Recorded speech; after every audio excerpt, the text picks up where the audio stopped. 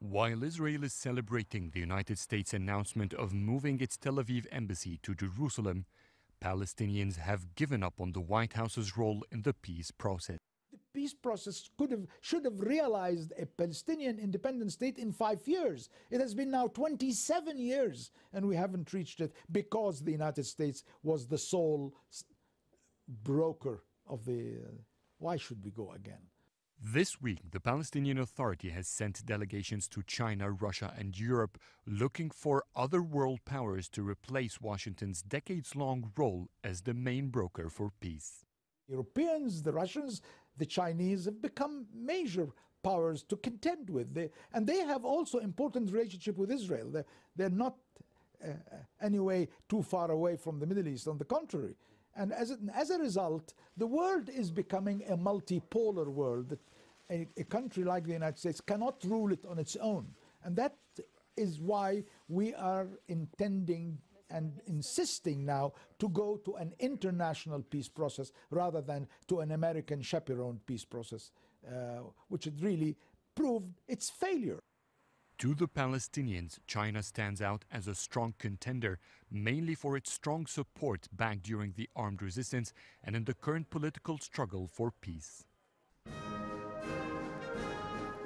Lately, I'd say the last 2 years or so, China gradually expressed an interest in being part of a peace process. We want a peace process that is really partly run by China and Russia, that we do not want. When we talk about ending the unipolar, the monopolistic American role, we're not just giving slogans. No, we are carrying it forward. The PA has officially turned its back on the United States, refusing to meet U.S. Vice President Mike Pence during his Middle East visit next month. Israeli officials have described Trump's Jerusalem decision as a triumph. For the Palestinians, it's also a victorious moment because they say they're finally taking serious steps to let go of their decades-long of dependency on the United States to have their own independent state. Adel El Mahrouky, CGTN, from the headquarters of the Palestinian Authority in Ramallah. Let's get you more now on that. I'm joined live from Cairo by CGTN's Yasser Hakim. Yasser, the United States has threatened to cut aid to countries over the General Assembly session on Jerusalem. How concerned is Cairo over how that will affect Egypt?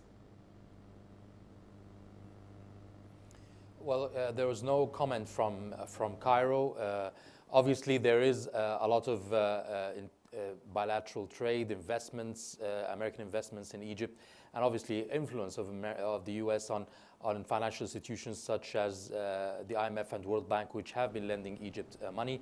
The annual aid by Egypt actually has been suspended before by the former President Barack Obama.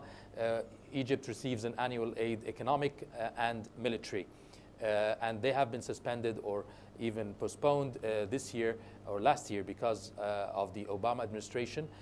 So it has not really done much harm to the economy, but obviously if you can say U.S. Economic cooperation with Egypt or investments in Egypt is important, but it would not change Egypt's stance concerning Jerusalem. Egypt is the country that has submitted the resolution to the UN Security Council, which was vetoed by the U.S. Last week, although the U.S. tried to inform Egypt not to submit that resolution. Egypt went ahead with it and got all the approved votes, including China and the four of the five UN Security Council permanent members, and only the U.S.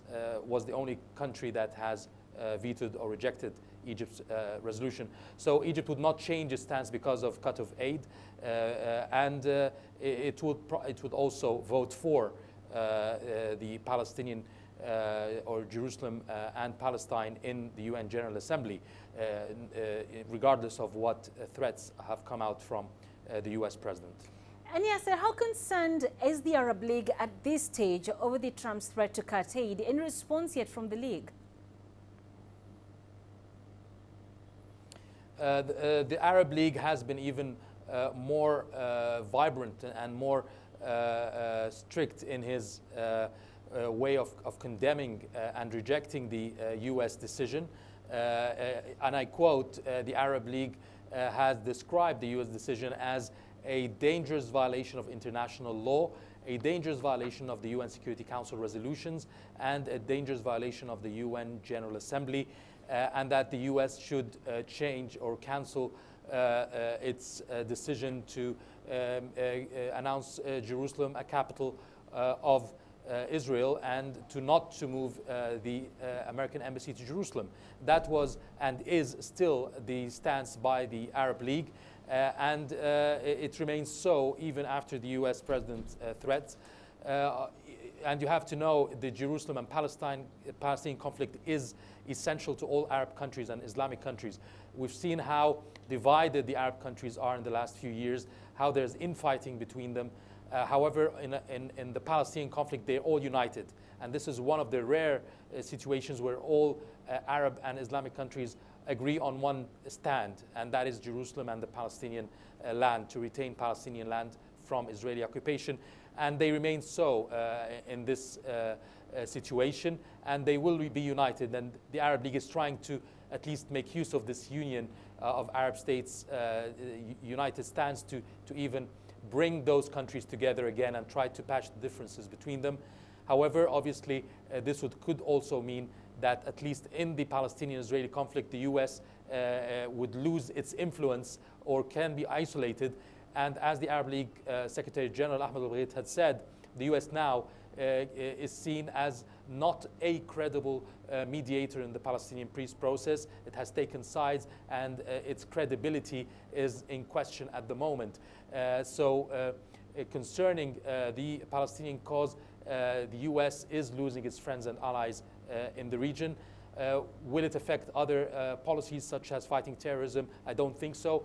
And obviously the stance against Iran with the Arab Gulf countries, I don't think it will be affected. But however, it will be affected in this regards the peace process and the Palestinian-Israeli conflict. Okay, yes, sir. What happens now? How will Muslim nations take this further? One thing we have to all know is that the UN General Assembly, the results that come out of it are non-binding. Yes, it's a sort of a psychological victory if it goes through and it passes. It shows that the international community rejects what the US is doing. But actually it does not give power to these countries against the US or against any other nation or against Israel, unlike the UN Security Council. So it's sort of a psychological victory would be once the votes are done. And I think that's why the Arab countries and the Muslim countries are thinking further to the next step. Now, if nothing changes, if the US continues on this path, like we've seen with the report, the Palestinians are now moving to other powers to try to interfere, such as China and Russia. And there's also the Turkish proposal, and many Arab countries probably, or Muslim countries would go with that, is that to also unilaterally announce East Jerusalem as the capital of Palestine. So this way, it kind of balances the situation a bit. And as well as if Islamic countries start moving their embassies to East Jerusalem, then they would try to take a stance against the US and Israel position.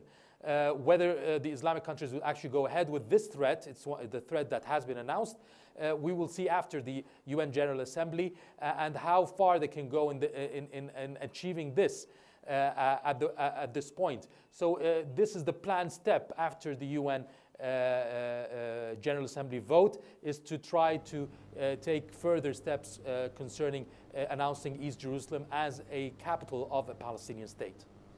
All right. So, yes, we're receiving some breaking news. I'm going to put you on hold for just a minute. We're going to run the breaking news, and then I'll quickly come back to you for some reaction.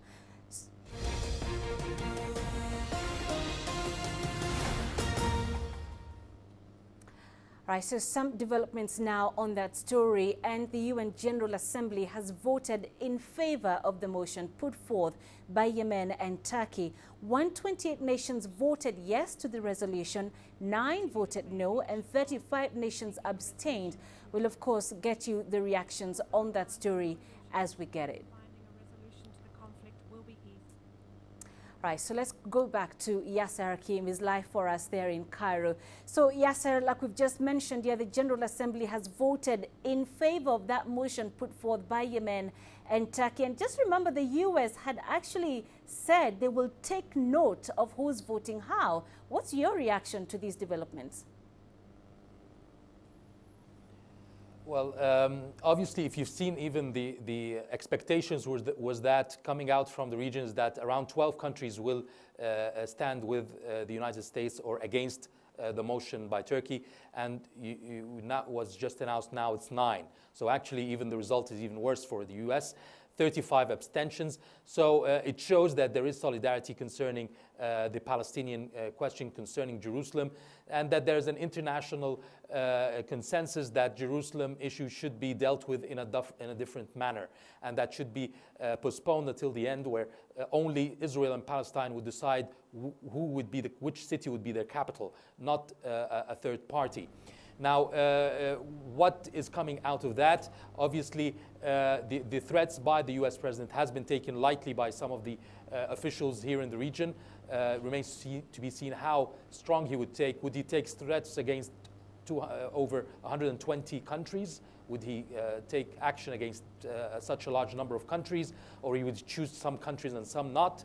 It will be seen, but it shows, the voting shows that his threats were not taken seriously by the governments here in the region. It also will give a boost to the Palestinians to take steps further now, knowing that they are backed by the international community. Will this open the door for reconciliation, to open the door for other superpowers to intervene and try to mediate? What will Israel do as well? Because Israel has to accept another mediator if the U.S. is not taken seriously by Palestine. So would Israel accept that China and Russia intervene? Which obviously I don't expect this will happen. So there are two paths. Either the Palestinian conflict will cease, the Palestinian peace process will cease at this point, with two sides taking strong action and refusing to step down on their stance, whether the Israel and the U.S. If they commit and insist on their stance, and the other side, the Palestinians and Arabs, insist on their stance, then we will see a deadlock in the peace process. Or there will be some kind of breakthrough which would have to come from a third party or a mediator that can try to bring those sides together again and show and prove that this will not hinder the peace process and that there is a way out. I see it as slim at this moment, the chances of retaining the peace process. But at the same time, it shows that the international community has refused the choosing or announcing Jerusalem as a capital of Israel at the moment. It's still too early and should be part of the final accord in the peace process and the solution of a two-state solution between Palestine and Israel. It is obviously a story that's not going to go away anytime soon. Some developments, of course, are expected in the coming hours and the coming days. We'll keep an eye on that story. Thank you, Yasser. You're watching